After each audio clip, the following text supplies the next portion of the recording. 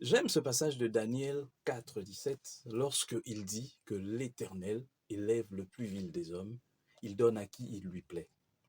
Et j'ai entendu beaucoup de gens qui se disent chrétiens. Moi, je suis chrétien, je suis chrétienne, moi, fille de Dieu, fils de Dieu. Et puis, ils publient des choses dans leur statut et tout ça. Lorsqu'il y a eu une bénédiction, ils disent ah, moi, en tout cas, je ne méritais pas. Mais quand tu les vois agir, ils sont imbus d'eux-mêmes, orgueilleux, comme s'ils avaient fait des efforts pour avoir. Moi, j'aimerais bien, si tu es vraiment chrétien, tu es chrétienne. Si tu penses que ta bénédiction, c'est une grâce, alors inutile de crier sur le toit, tu ne mérites rien. Une grâce, elle est imméritée tout justement.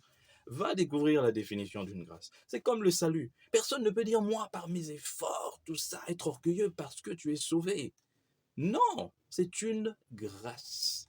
Donc voilà pourquoi un enfant des dieux, un vrai, qui est béni financièrement sur tous les plans, ne peut pas s'enorgueillir. Et voilà pourquoi tous ceux-là qui sont égoïstes, qui sont je ne sais pas comment, qui n'aiment pas aider les autres, qui deviennent vaniteux et puis tout ça, vantards, ce sont des gens qui ne connaissent pas Dieu.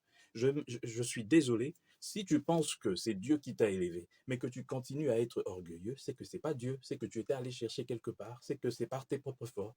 C'est vrai, nous devons aussi faire notre part. Nous bossons, nous travaillons, nous avons fait des études et Dieu nous élève. Mais il y en a qui sont plus intelligents que nous. Il y en a qui sont plus méritants que nous. Mais pourtant, ils n'ont pas ce que nous avons. Alors toi, qui te dis chrétien, tu dois savoir que si tu es élevé, c'est Dieu qui t'a élevé. Et si Dieu t'a élevé, ce n'est pas un hasard.